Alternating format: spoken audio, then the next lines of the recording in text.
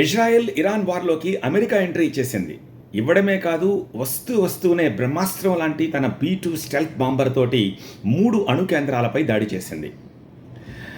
American president Donald Trump చాలా ప్రౌడ్గా చెప్పుకుంటున్నారు, ఇలాంటి దాడి మేము తప్ప ఇంకెవ్వరూ చెయ్యలేరు అని చెప్పి. That is absolutely true. Because B-2 stealth bomber అనేది అమెరికాకు ఒక unique fighter jet. Russia, China కూడా ఈ B-2 స్టెల్త్ బాంబర్స్ కలిగి ఉంది, కానీ అవి షార్ట్ రేంజ్ డిస్టెన్స్ని మాత్రమే టార్గెట్ చేయగలవు.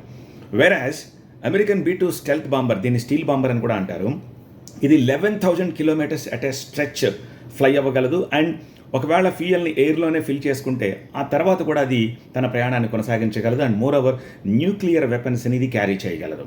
సో ఇజ్రాయెల్ ఇప్పటివరకు ఇరాన్పై చేస్తున్న దాడితోటి టార్గెట్స్ని పాక్షికంగా మాత్రమే కొడుతోంది, కానీ ఈ B-2 స్టెల్త్ బాంబర్స్ చేసిన దాడితోటి 3 అణు కేంద్రాలు నామరూపాలు లేకుండా పోయాయి, కంప్లీట్ డిమాలిష్ అయిపోయాయి. So that is the reason Donald Trump మేము తప్ప ఈ దాడిని ఇంకెవరూ చేయలేరు అని చెప్పేసి చెప్తూ ఉన్నారు. And it is very expensive.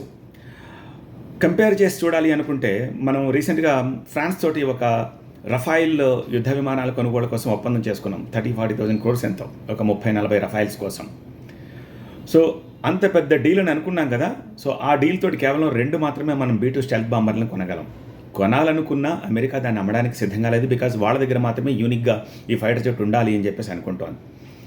Trump అంత గొప్పగా చెప్పుకోవడానికి కారణం ఏంటి? ఎందుకు ఇవి ఎక్కడి నుంచి వచ్చాయో కూడా తెలియదు. ఇజ్రాయెల్ నుంచి వచ్చాయా, లేకపోతే అమెరికా నుంచే ఫ్లై అయ్యి వచ్చి ఇరాన్ని కొట్టి మళ్ళీ తిరిగి వెళ్ళాయా కూడా మనకు తెలియదు.